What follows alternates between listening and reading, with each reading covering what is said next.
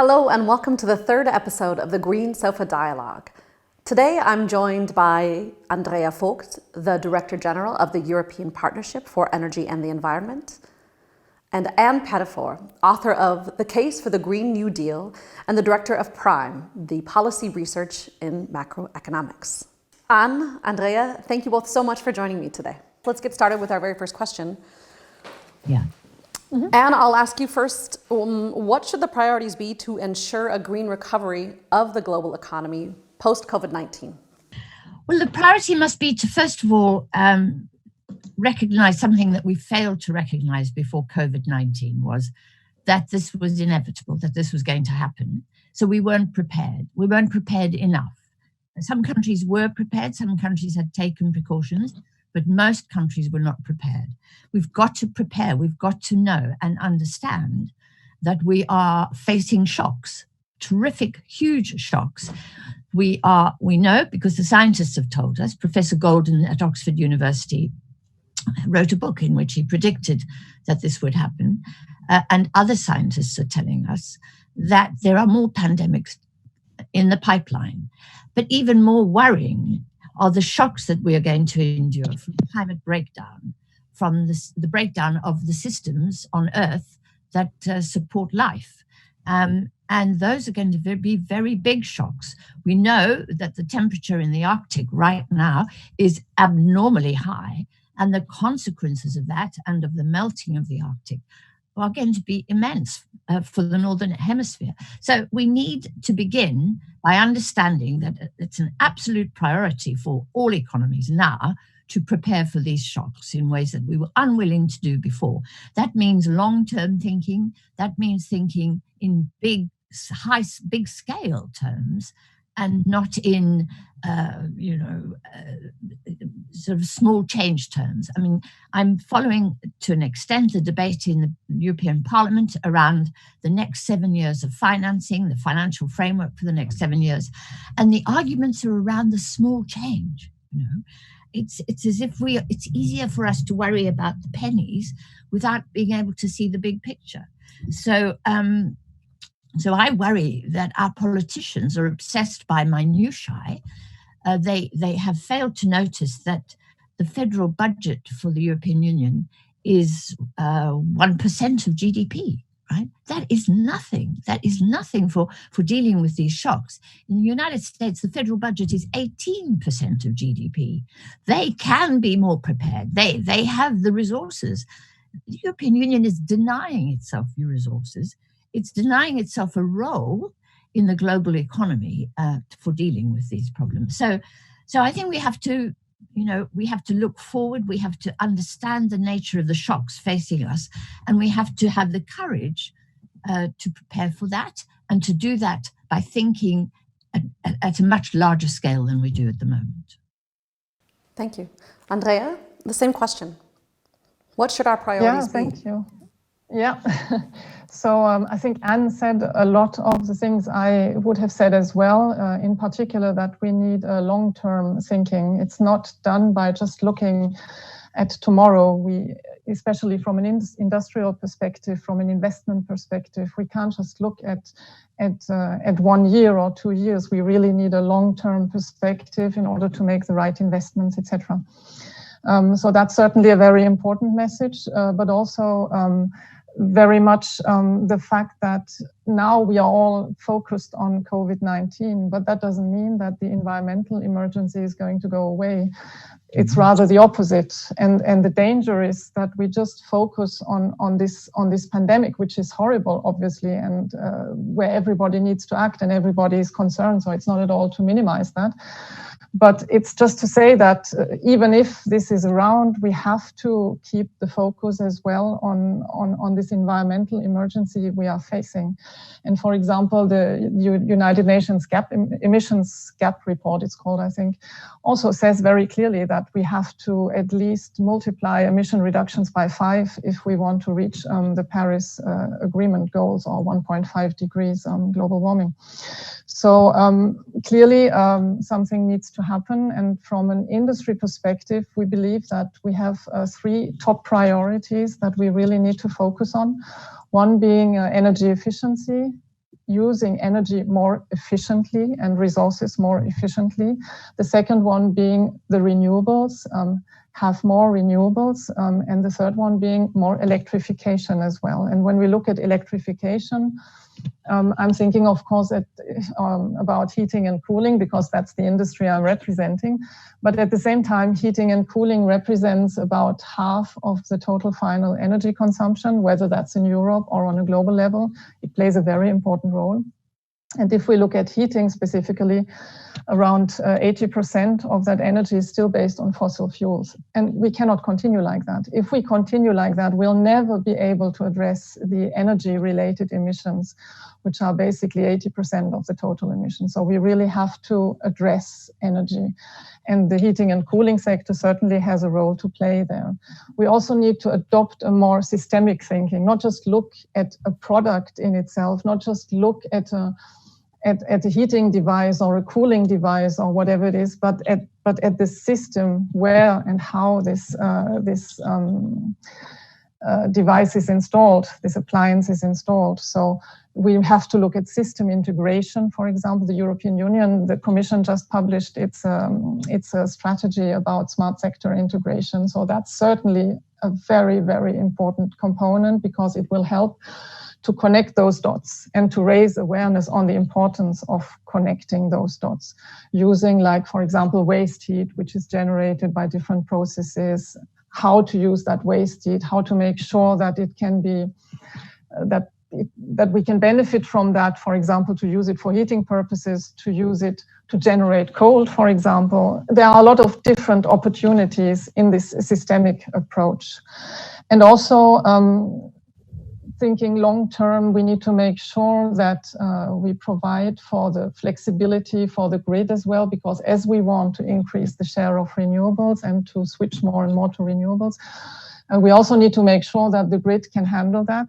And again, there are a lot of different technologies that will help providing that flexibility. We have demand response, we have thermal storage, thermal energy use, etc., etc. There are a lot of solutions which are available, which can be used as of now. So it's not really a lack of innovation or of research and development. It's there. The problem that we see from an industrial perspective is that those solutions today are not deployed. They are not deployed because governments have not yet prepared the ground for a broader deployment of those solutions. And I think there is a lot that has still to be done in order to make sure that the ground is there and that we can ensure this broad deployment of all those solutions. I want to keep going along with this point, but I want to make sure that Anne, you used the word shocks, and I want to come back to this a little bit later, but let's keep going with this. So, Andrea, more renewables, electrification. What can we do to strengthen the role of renewable energy in industrial policies? And of course, Anne, this question is addressed to you as well. Well, from our perspective, from industry perspective, what we need, or what industry always needs, are clear signals. We need clear signals and regulatory certainty, a roadmap, if you like, because otherwise nobody's going to invest into anything. So we need this roadmap. We need a good governance. If I take just one example, there are the national energy and climate plans we have in Europe. So in theory, those plans, the NECPs, as we say, they should give that longer term direction, or the long-term renovation strategies as well for buildings, the renovation wave. There are quite a few initiatives there. They should lay out that roadmap and that direction, providing the certainty for industry to make the investments and to go ahead with them. But today, there is still not enough focus on it, not enough implementation of those plans, not enough ambition of those plans as well. There are several member states really falling seriously behind of what they should achieve in terms of the target that need to be reached. So the instruments, I would say, it's not as if we didn't have any instruments. The instruments are probably already, many of them are already there, but they are not fully implemented. They are not fully enforced. And I guess there's also a certain lack of awareness and understanding of what is feasible and what is possible. So more certainty for investments, and in terms of regulatory incentives and frameworks for the industry, I think would be tremendously helpful. So I would like to say, and with all due respect to Andrea and her industry and the industry that she represents, that actually the private sector cannot be expected to create that roadmap, to have that vision, to bring about the transformation. The private sector, my colleague Mariana Mazzucato always talks about the private sector being a timid mouse when it comes to risk taking, whereas the state is the roaring lion, right? And she says this, for example, about the invention of Apple's products, basically the iPhone, all of that invention, all of that risk taking to invent something new took place within the public sector in the United States, effectively under the defense budget, right? And then, Steve Jobs comes along. He steals all that innovation, and he brands it, and he makes it look pretty because he's got good design qualities, and he flogs it and sells and makes a lot of money out of it, right? But it originated in the public sector. So what I want to say is this: and we need to accept that. We need to accept that both the state and the private sector need each other. And they always have, and they always will. And all this idea about a minimal state and the private sector doing it all is just rubbish. It never has been the case, and it never will be the case. So for me, the really important task is for the public sector, and that applies particularly to Europe. And this is if Europe wants to, we need to understand these emissions have no respect for borders, and nor do the viruses that spread so fast, so globally, right? They have no respect for borders.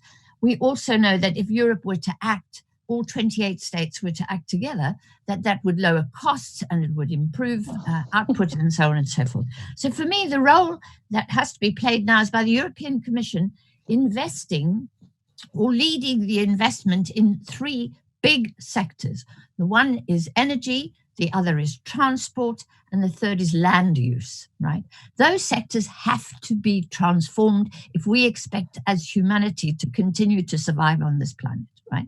We have to transform our energy system, and we have to get away from fossil fuels. Yeah. And only the state can undertake that transformation, can pay all those coal miners that are going to lose their jobs, that are going to compensate the businesses that are going to have to be sidelined by this, right? While at the same time investing in new forms of energy and more sustainable forms of energy. The same with public transport. With transport, the public is going to have to invest in alternative transport systems, just as we did, for example, when we built all the roads so that the private sector could drive their cars on it, right? Those roads were built by taxpayers, not by the private sector. So in exactly the same way, we have to create a new infrastructure for transport. And of course, the private sector is going to benefit from that. The private sector will benefit if you transform the energy sector. They'll come in there with their ideas, with their proposals, and they'll get the contracts and they'll do the work. Similarly with the public, we're building a railway line here in Britain at the moment, HS2. It's costing the government £82 billion, apparently. It's not being built by civil servants. It's being built by the private sector, right? And they're getting the money from the public sector. And we are getting an alternative transport system. And then the third sector is land use, agriculture, and the way that is operated and the emissions emitted thereby, and the way we manage the land. And how we manage the land matters if we want to avoid pandemics.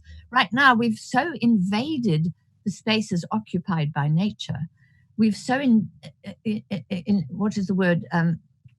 crossed the boundaries into the territories of other species. Those species have entered our territory, so to speak. That's why we've mixed these things up, and we're getting these horrible viruses, right? These pandemics.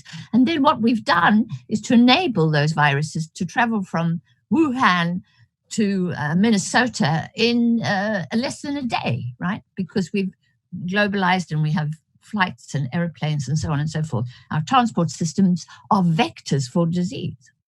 That all has to be changed. And only the state can do that.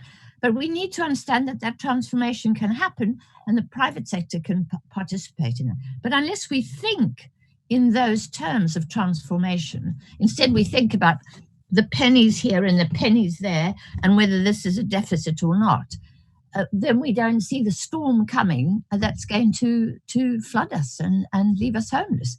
So I want us to be thinking much bigger across the... And there's another issue, which is the European Union going to play a leading role in all of this? Or are we going to leave it to the Americans or to the Chinese, right? Because that's all there is, for leadership in the world. Britain's not going to lead. Britain is a tiny island and it's decided to make itself an even smaller part of the world. Europe is a big part of the world. It could play a really big role, but it's choosing, no, let's have squabbles, let's fall out amongst ourselves, and let's not do anything. And let's contract our activity. In fact, let's make it worse. And it seems to me that's extraordinary. Europe has the opportunity to play a leadership role and to do it progressively, because, Europe is made up of largely welfare states and largely democratic. We're not like China and we're not like the United States, thank God. And so why can't we get ourselves together to play a really constructive role in the world? Does Europe want to do that? Or does it want to retreat into being a small bundle of nation states squabbling amongst themselves? Who knows? Sorry, I was getting carried away there. I think it was great. Andrea, I saw you nodding along and listening intently. Yeah. I would love to hear your thoughts. I was nodding along because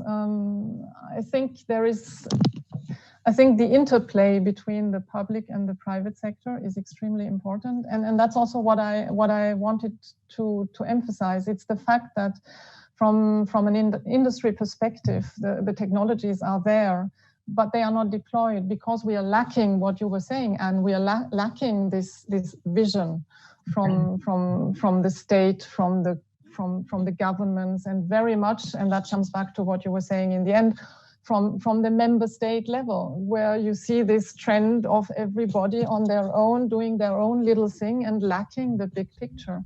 And I think that's where the European institutions, the Parliament, the Commission, where they really have an important role to play, to create that vision and to take us along that vision and to enable all those technologies and solutions which are out there and ready to be used. What I also wanted to add to the sectors you were mentioning, Anne, is the building sector. You didn't mention buildings, and I was really missing that. Well, I think that's what I meant by land use as well, and embracing all that, yeah. But that's also energy, Andrea, isn't it? For me, buildings is really is one of the core sectors that need to be addressed, and in particular the building stock. Because we have so many old and inefficient buildings. And when I say old and inefficient buildings, I'm not only talking about the envelope, because very often you think about the envelope, but also about the technical appliances in the buildings. It's everything that really is in desperate need of renovation, and where so much energy could be saved and so many emissions could be saved as well. And now we have this wonderful initiative called Renovation Wave. Yeah. Sounds good, but what is behind it? What's going to happen with it? So will we keep telling we need a renovation wave? Yeah, good, a renovation wave. So what's going to be done within that renovation wave? Will it happen on its own? I don't think so. I mean, over the past years, we always had this goal of a certain renovation rate. It never happened, because there is a lack of awareness, a lack of incentives, a lack of skills. There are loads of things that would need to be done to make this happen. And probably in that respect, also a bit more regulatory pressure to really make it happen, to give this push to this very, very important sector. But it's in slow motion, and we can't afford that slow motion. So yesterday, our finance minister, our chancellor, made an announcement about the retrofitting of housing. Because if you think buildings in Europe are old, in Britain they're very old. I mean, they're Victorian. Our building stock is largely Victorian, right? But the money for that, the finance for that, is going to be of use to 625,000 buildings, residential buildings. We know that there are 30 million residential buildings in Britain. So this is a tiny drop in the ocean. He's given £2 billion towards it. It's a recognition, as Andrea says, that that's really important to do something about the incredibly energy inefficient buildings that we live within. But the amount is so puny as to be meaningless, really. So I feel very strongly. In fact, for us, the Green New Deal, the priority was retrofitting of buildings, Andrea, because we understand that is something you can do immediately. It's a shovel-ready project. It's jobs as well. And the other thing, it's a labor-intensive project. Yep. It employs local labor, basically. Plasterers, builders, bricklayers, architects, engineers, all have to be involved in that process. So from that point of view, it's something governments can do straight away. It's something that generates employment, and the employment generates income for the people employed, but also tax revenues for the state to pay for the investment. So, it is, for us, it's a no-brainer. And that's why we've been very passionate about it. So when our finance minister yesterday announced 3 billion, saying this was a huge amount, we just, grown, But at least it's a start of some of it. And it's something earmarked for it. And I think that's really very important. Yeah. This has been really wonderful listening to the both of you. I feel like there are a couple of questions, maybe a couple of directions we could go in. I want to look at, what's the best way to tie this second wave of governmental support for business to climate commitments, to tie that in with what can green buildings and green infrastructure do so that we can give the construction sector a boost and we can employ local people, but we can also meet climate goals. And I feel as working around a topic, and I have to tell you, or like a statement or some sort of thesis, and I can't tell you what it is, but can either of you speak to that? Can I say this? I was agreeing with Andrea talking about her sector and about the need for systemic change. I think what I want to say is that we need systemic change in my sector, which is economics, basically. We have to transform the economy. Currently, our economies are oriented towards consumption. The idea is we should have unlimited consumption. Consumption should go on forever. We should make it possible. We should be producing stuff and consuming it exponentially, at exponential rates, essentially. That's what the term economic growth implies. It's really interesting. In economics, growth is something that happens all the time and it just keeps on going. In nature, growth is something that happens when you plant a seed and it grows, but then the seed matures and it dies. But in economics, it doesn't die. Right? And that is a huge weakness. Now, we have a problem in Britain, and it's not as big a problem in Europe, but it's an Anglo-American problem, which is that our economies are based on consumption. They're based on shopping. They're based on us buying more clothes, more stuff. And we now live in a world where we have a surplus of stuff. We have overproduction, but we also have a lack of purchasing power. And this applies particularly in Germany, if I may say so. The Hartz reforms have been incredibly effective in lowering people's incomes, real incomes. So you've lowered real incomes and you're producing stuff from China, importing stuff from China, you're producing more and more stuff.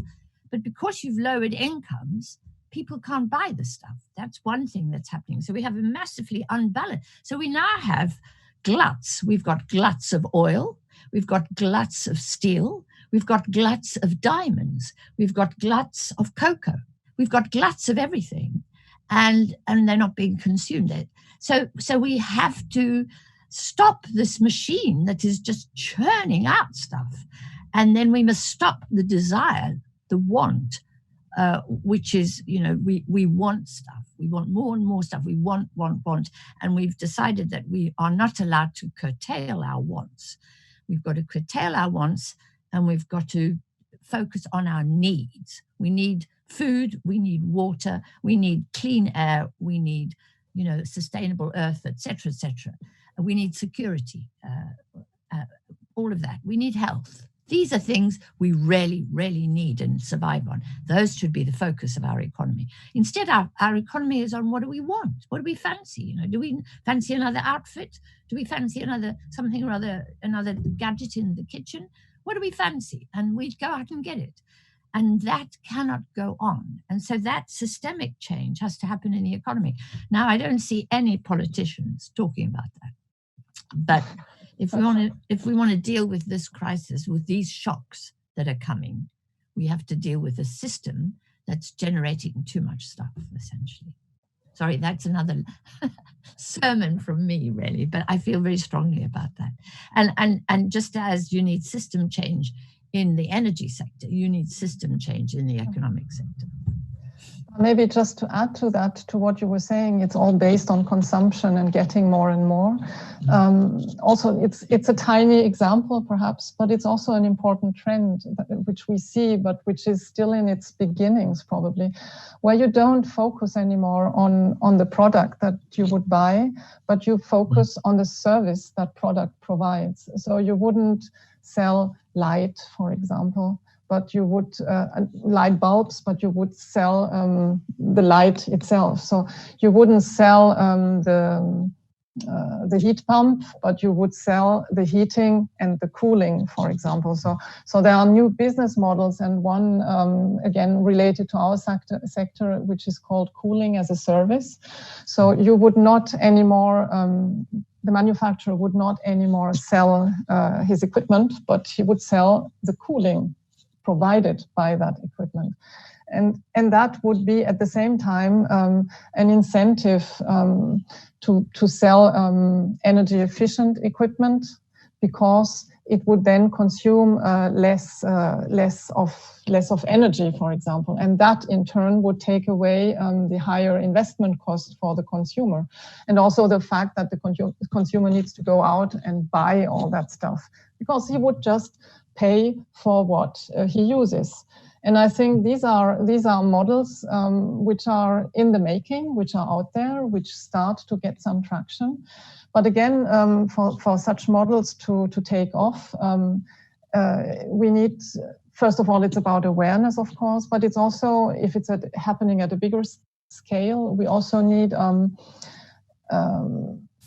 to take away any barriers which may stand in the way of such models. Like, for example, in the past, there was a case in one of the Northern European member states when you wanted to sell your waste heat for other purposes, then you were taxed on what on the money you would make on selling that waste heat. So obviously nobody would sell the waste heat then, because if at the end of the day you have to pay for it, you don't do it.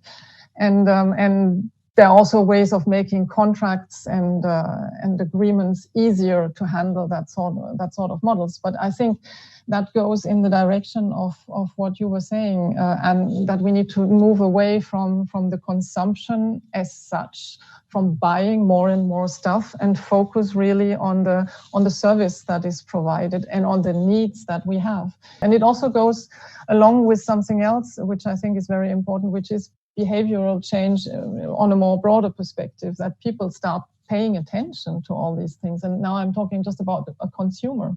It's little things like that. So how on earth are you going to change a consumer behavior if right from the outset the consumer is being told or understands, EPC doesn't mean anything, it's been done like this, and it doesn't have any real meaning. And there are a lot of things like that. We have the energy performance certificate. We have now in the making the smart readiness indicator. These are very good initiatives, but they need to be better implemented, better enforced, and people need to understand what they are for. And once that happens, it'll also trigger that behavioral change, at least to a certain extent. Yeah, sure. You know, thinking of this, I'm drawn to the question, okay, so what else can we do to make our societies, and then this comes back to what you were talking about at the very beginning about these shocks. Mm-hmm. What are some things that we can do to make our societies more resilient against these shocks? Okay, we have to create new ways of thinking or talking about consumption. What else can we do? I have to tell you that my answer is going to probably not be popular, but I think we have to begin by deglobalizing, basically. We have to learn to be more self-sufficient. I'm always, I'm a Keynesian, and Keynes spoke about the need for money to be national and for goods to be what he called homespun, right? There's no reason why we can't make our own clothes here in Britain. There's no reason why we can't produce our own medications and drugs here in Britain. There's no reason why we can't grow our own green beans here in Britain. Instead, and I always use this example, instead what we do is we ask some low-paid woman in Kenya to dig the earth and drain the water table to grow green beans, and then to put them on an airplane and fly them to us, right? That cannot continue. That's got to end. We have to grow our own green beans. We have to learn to be more self-sufficient. Now, that doesn't mean to say we shouldn't be more cooperative. One of our problems at the moment is that we have such individualism and selfishness at the heart of our capitalist system that our leaders refuse to coordinate and work together. So we're seeing the breakdown of multilateral institutions. We're seeing the contempt in which the World Health Organization is held by the Americans. We're seeing everybody looking after themselves, sort of a kind of nationalism, every nation for itself, really. I've got to protect my nation from this virus and I don't care about anybody else. We have to do both. We have to both be self-sufficient and protect our interests. That is totally human and right. But we also have to learn to be internationally cooperative and coordinate, right? For us, it's easier to do in Europe than it is to do, say, with China or with the United States. And so I'm arguing that we have to learn the lessons of Bretton Woods, essentially. Bretton Woods taught us that we could not run the economy in the way that we ran it in the 1930s. And we had to have a more cooperative and a more managed. I don't like the word control. We have to manage our economies. We can't leave them to something called the invisible hand. That's what we're doing at the moment. We're leaving it to something called the market. We don't know where it is. We don't see it. It's invisible. And it's determining our exchange rate, our interest rates, and it's determining what money flows in of our country and whether or not money flows out of the country and avoids taxes. You know, the reason we have tax avoidance is because we have capital mobility, because we don't manage it. We leave it to the markets, and that has to end. And so that's my mission in talking, and why it's called, my book is called The Green New Deal. The City of London, Frankfurt, and Wall Street, they're in the driving seat of the economy, and our governments are more or less impotent, and that has to change. So for me, and that will change if we have a more deglobalized system. That's what I think is urgent. And you know, I'm encouraged by the fact that we've done it before. We did it in the United States, they did it in the 1930s. Here in Europe in the 1930s, we decided not to do it. And we had a catastrophic world war, right? In the 1933 afterwards, they decided, no, we've got to create employment. We've got to deal with an environmental crisis. They had the Dust Bowl. They had to deal with that crisis. So Roosevelt planted 3 to 4 billion trees, or at least his administration did, right? So we know that it's possible for people to change dramatically, and we've seen it. We have examples of how it's done. And that's why it's called the Green New Deal, so that we understand that we need to make those changes.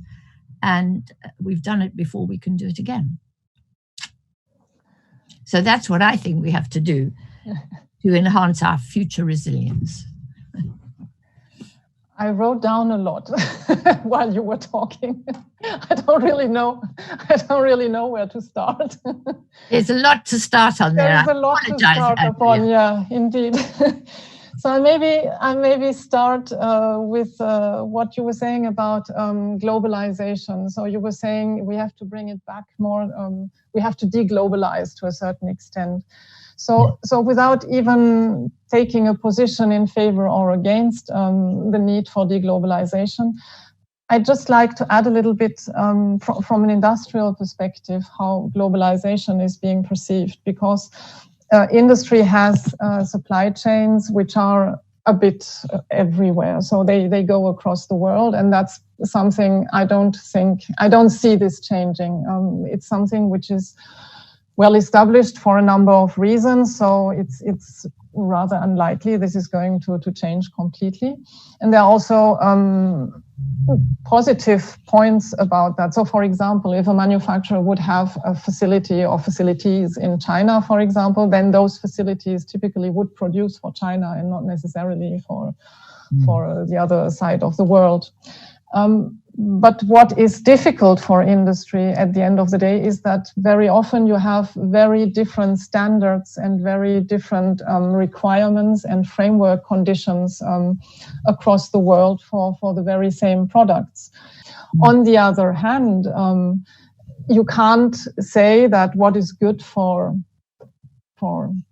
Europe is also good for India, for example, because in India you would have other requirements and other context and another environment which would require other products or other standards or other roadmaps forward. So that is a sort of dilemma, I think, for industry, of being torn kind of between this striving for a greater harmonization on a global level and the need to really adapt to the local level. So it's striking this balance, which is not as straightforward as it may perhaps seem from an outside perspective. And it's a continuous struggle to strike this right balance. It needs to be adapted to the local context, even if we are a global industry. It's really striking that balance. And what I would like to caution about is to make those very appealing but in very bold statements where you say, yeah, not you personally, but where people say it's the regulator who has to handle that and who has to deal with that and who has to set the way. I think it's a give and take, and it's also in the dialogue with the private players and the private actors in the different markets in order to come with the solutions that are adapted to the different markets. Well, this has been a really fascinating discussion. Thank you both so much for joining me today.